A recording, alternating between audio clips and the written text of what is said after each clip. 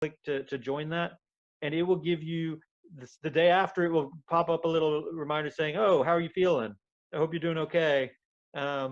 If you're feeling a little tired, that's normal." And it'll give you kind of tips like that the first 2 or 3 days, and then right before your next dose is due, it'll start popping up to remind you, "Hey, you're coming up on 28 days. Hope you have you planned for getting vaccinated." And so that's a helpful little smartphone app. It does have an option for you to report side effects back to CDC if you choose. Um, we will pause right there. I know we have a lot of questions. If we could maybe start from the beginning of the, and Dr. Green, if you could help us out with that as well. Yeah, I saw you commented on this, but I'd like for you to do it again about women that are pregnant and about breastfeeding specifically. Yes, women who are pregnant, it is encouraged to get vaccinated. The American College of Obstetrics and Gynecology has already said, please do not delay vaccinating pregnant women. Now, they don't necessarily jump in front of 75-year-olds and such. They'll need to wait their turn for, based on risk groups, et cetera. And being pregnant is not considered a high-risk comorbidity. But pregnant women and women who are breastfeeding, it is allowed. So what about if you've got the virus now, how soon should you get the vaccine? If you're infected now, I would wait a month, but you can get it as soon as your isolation is cleared. There's no problem with that. The biggest reason I would wait a month is just because if right now there's a run on vaccine, people all want to get vaccinated and there's not enough. So if you've been infected now, you probably wait 3 months and you still have some degree of protection post infection probably. But if we have enough vaccine for everybody, then I would wait 2 or 3 weeks after your infection and then go ahead and get vaccinated. Along those same lines, we've really been promoting people getting the antibody test. What if I found out that I had the antibodies? Do I still need to get the vaccine? Yes, antibody status is not being taken into account with regards to recommendations for the vaccine. Part of that is because there are different antibodies. So there are what's called neutralizing antibodies, but those are not routinely tested for. What's routinely tested for is just general antibodies, which may or may not be protective. And so just because you have a positive antibody does not necessarily mean you're protected. And so we recommend people to get vaccinated regardless of their status. Okay. What about rheumatoid arthritis? If you've got that, is it safe to get the vaccine? Absolutely, and when you have risk factors like that, with rheumatoid arthritis, multiple sclerosis, there's not been any evidence that this will there's not been any evidence that this would inflame or worsen any autoimmune conditions like that. And so at this point, there's no contraindications for that. And people with rheumatoid arthritis and multiple sclerosis and conditions like that, a lot of times they're on immunosuppressive medications, and so they are at high risk for more severe COVID infection. So in those cases, a vaccine would actually be preferred for them. Great. Okay, there's a question here about the Bell's palsy piece. There's been a few cases reported where someone got the vaccine and then had a report of Bell's palsy. Can you speak to that? Yeah. So the studies. So in the approval studies, they saw some cases of Bell's palsy, but when they actually looked at the analysis based on the number of cases per person per month of being in the study, that rate of Bell's palsy was actually comparable to what you would see in people. So it was not excessive. They're certainly following that, and they're trying to follow that as it gets rolled out much larger group. But those numbers were what you would expect if you just followed a whole thousands of people for months and months and months. You would see around that number of cases of Bell's palsy. So still looking at that. And for those who don't know, Bell's palsy is when your face droops on one side. It looks like you had a stroke, but you see it a lot of times, and the reason you see it is you see it a lot of times with herpes viruses and other viruses that hide in the nerve. like shingles or things like that can jump back out and cause a Bell's palsy later on in life. And so it is unclear, but they do not at this point think that is a statistically significant complication.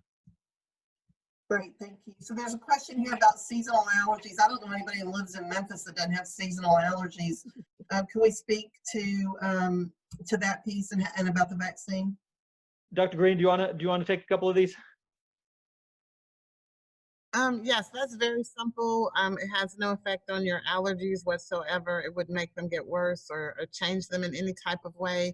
It is not a live virus vaccine. It is, help me, Ben, it's not a live vaccine. So we're not injecting the... It's basically, it didn't even come from, the pieces don't even come from the virus. They generate the pieces as a way to help to generate the antibody. And so, you know, all of us having our allergies act up right now. It gives your body a description of what it would seem like if the virus was approaching or entering your body, so you could have an early response to it. So the second shot should increase your ability to respond. The first shot itself, they say, give you about 70% immunity, and then the second shot does the rest for you. But just imagine that you were on top of it early on. As soon as you had that virus, viruses can't live on their own. They actually have to enter inside your cell and use your own body's reproductive system within the cell to duplicate. So if you notice that right away and keep them from replicating and spreading, then you have a greater chance of having minimal effects or maybe not any. Dr. Green, so there's two parts to this vaccination. Are we getting this every year? Is this something that once we've done it this one time, it's gone forever? What are your thoughts on that? We are not certain. I hope it lasts longer than a year, and it's not like the flu shot. The virus does not appear to be rapidly changing, and even the changes that have been noted, it still has the same protein spike that's recognized by the vaccine, so we think it will be effective. Most viruses that we have to do a vaccine from, we've done it before. We've done it with hepatitis. We've done it with smallpox. We've done it with HIV. Yeah, we've done it with HIV over and over and over. So we're very, very good at coming and answering the call to needing a vaccine. And so I do think that it will last longer than a year, but all of that is still uncertain. But if a worst case scenario, it would be like the flu shot, and either every year or every other year we would need to be vaccinated. Dr. Green, you just talked about the ability of our country to create a vaccine quickly, and we've done it for other diseases. Is that how this happens so quickly and why we should be able to trust it? Yes, a lot of people think that they did have emergency protocols. And so usually in the United States, things are done in Europe much sooner than they are done in the United States because of testing protocols. Under emergency protocols, we just decrease some of the trials, but honestly, we can, for HIV, it changes so quickly that we are very good at coming up with medicines and vaccines to eradicate things. The pneumonia vaccine. Pneumonia used to be the #1 cause of death in the United States, and we came up with Pneumovax, and the flu vaccine, and the medications for HIV. We are just polio. Probably the most deadly virus was polio. And if you know anyone with polio, that would be amazing, because we eradicated polio by coming up with the polio vaccine. So vaccines are our answer to fighting disease. It always has been. It's effective, and I hope people aren't afraid to make this choice. They say that there's going to be 2 people standing in the end, people who had the vaccine and people who actually catch COVID. So once you catch COVID, maybe you can catch it again. And then also the side effects of having the actual virus, neurological changes, visual changes, headaches, swelling in your legs, things that we yet to understand, destruction of your lung tissue. And depending on your health conditions and your ability to fight it, maybe many more things. We're learning things every day that if you survive COVID, then what you're left standing with sometimes is not anything to look forward to.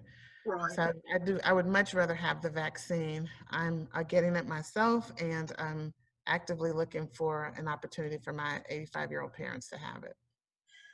Dr. Green, so has there been a discussion at Christ Community regarding whether it's going to be a requirement for employment to have the vaccine? No, it is not a requirement. It is heavily encouraged, and especially because we're considered high risk, because we do have the mission and the call to take care of underserved and just all medical people who have any medical problems. So I do hope and encourage everyone get one, but it is not required. They are only trying to vaccinate 70%. So it may come a time that you say, oh, I did want the vaccine. And then when you decide you do want it, you won't be eligible or available to, it won't be around for you to get. So it is a great opportunity that we have been prioritized in the community to have this shot. I think it's an absolute blessing. And I hope that you guys don't miss this boat. Please don't. I don't think I've heard this answer today. Is there a age group that is not eligible to get the vaccine?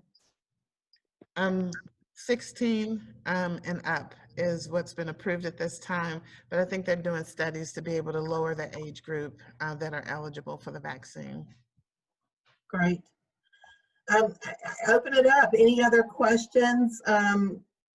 If you have rheumatoid arthritis, it's not a live virus. So if you're immunocompromised, you would be at increased risk for complications of COVID, complications to include death. That is the biggest and worst complication. So I would always, if I was on an immunosuppressing medication, discuss it with my prescribing provider. But I would think that you would be high on the list and want to be, able to get the shot as soon as possible. Absolutely. So Dr. Green, I heard you say you are going to get the vaccine.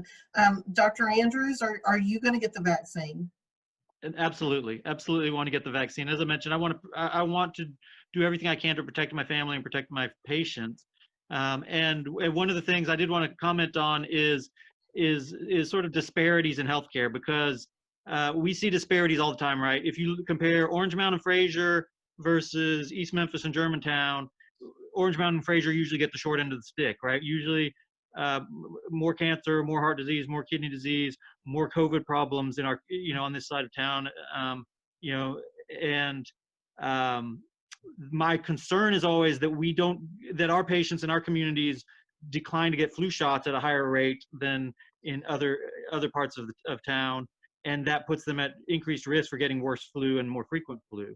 And my fear has been the same about this COVID vaccine, that if our communities are fearful of getting the COVID vaccine, our communities may not get the benefits of the COVID vaccine. And so I really, I want to get vaccinated because I want to protect my patients. And I also want to be able to tell them, look, I got vaccinated and I'm doing fine. And I encourage you to do the same. So yes, first opportunity I get, I plan to get vaccinated. Perfect. So any closing comments? Let's see, one more question here. For our family members who are not in the medical field, how do they go about getting the vaccine? So they would call the health department, and the health department does have a number to call. It is still currently, they're trying to prioritize, so the 1A1 group followed by the 1A2 group and 75-year-olds. And then moving down the line to the 1A, to the 1B, 65-year-olds, and so on and so forth. So come March, we'll be able to hopefully vaccinate, or maybe earlier if things go well. We'll be able to vaccinate